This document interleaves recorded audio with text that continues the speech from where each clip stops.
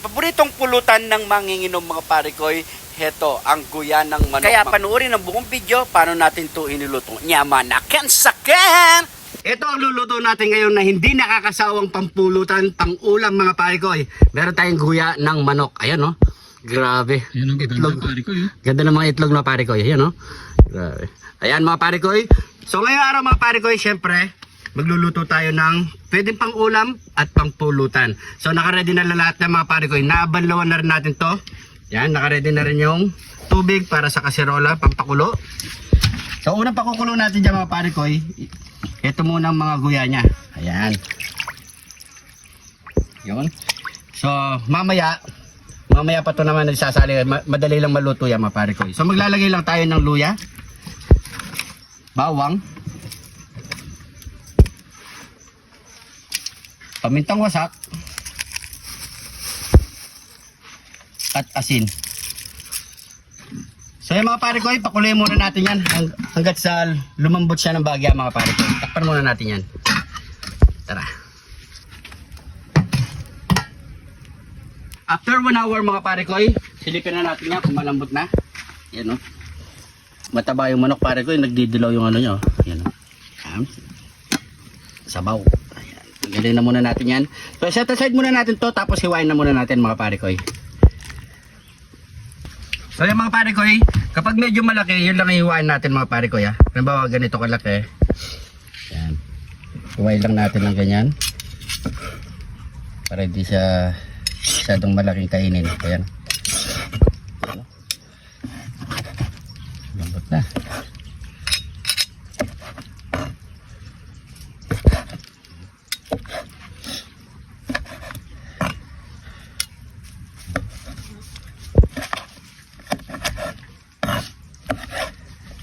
So yan, nakaready na rin ang ating mga pag-isa. Siyempre hindi mawawala ang kidlat ni Jun TV, sibuyas, bawang, pampalasa at pamintang wasak. Yun no. Siyempre meron tayong toyo at oyster sauce. Tara, let's go. Yan, maglagay na tayo ng bawang, sibuyas. Siyempre ang kidlat ni Jun TV. Yun no. So unahin muna natin lagay yung ating mga itlog. Pakita mo cameraman.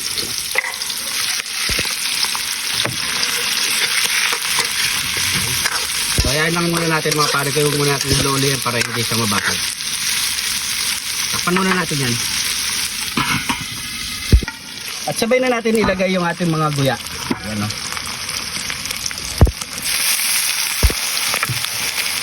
Haluin lang natin.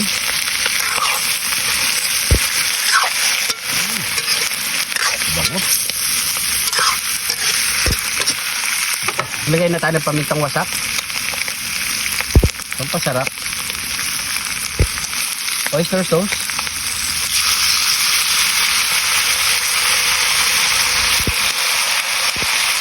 Toyo. Suka. Lagay tayo ng konting tubig. Haluin lang natin yung mga pare ko. Yan.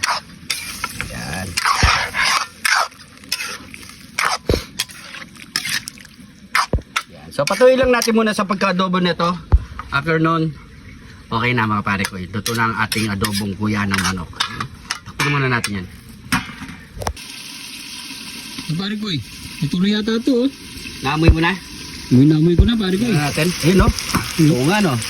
Medyo tumutuyo na yung ano niya oh. Sarsa mga pare ko. Yun no. Sabi ng amoy. Mantika na pare ko. Mantika na siya.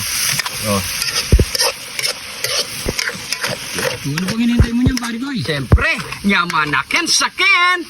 Bago tayo kumain, pray muna tayo. Thank you Lord sa napakasarap na pagkain nito Lord. Bless up yung viewers namin Lord. Bless up yung sumusuporta sa amin Lord. Bless up yung family at kalusugan namin Lord. In Jesus name, Amen. So mga pare ko, hindi na natin ito tatanggalin. So siyempre, dito na lang natin lalagay. You know? Sarap yun, yung itlog, tsaka yung guya. Natin yung itlog niya. Tay. You know? Ito muna tayo sa itlog.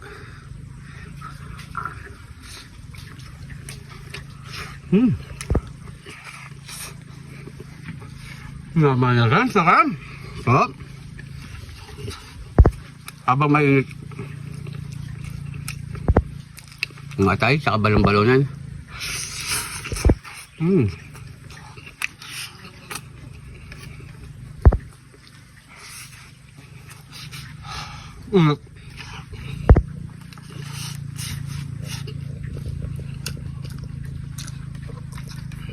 Kain po.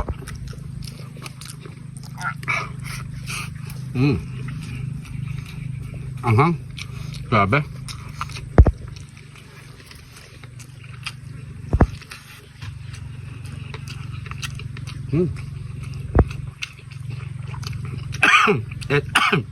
Anghang. Ito yung pinakaguya niya.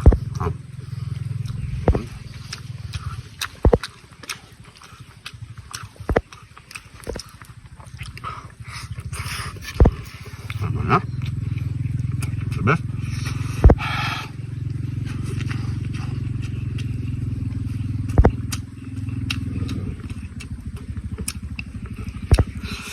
Itlog. Malaki ng itlog.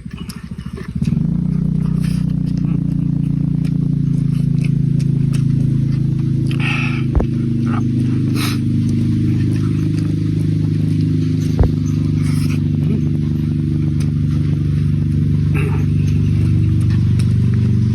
Nakakatumba ng kanin. Pa.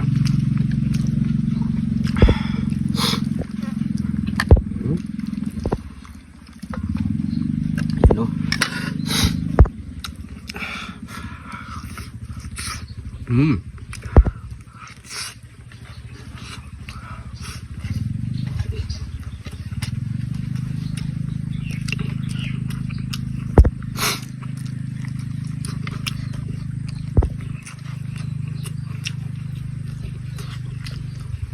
Pagbira nyo lang binabalik-balikan itong lutuin.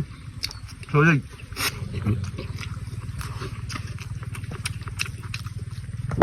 Tay.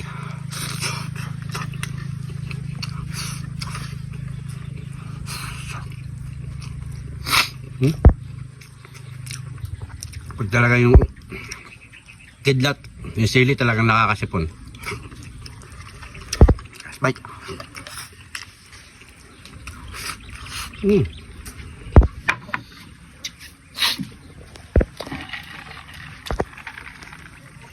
Sabi.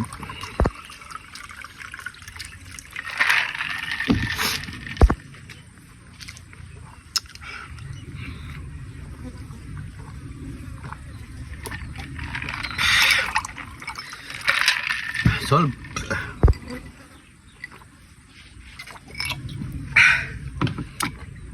Uy, thank you Lord. So yan mga pare ko, maraming salamat sa panonood.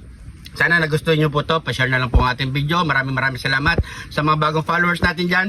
Welcome na welcome po kayo dito. Lagi po kayo mag-iingat. God bless po.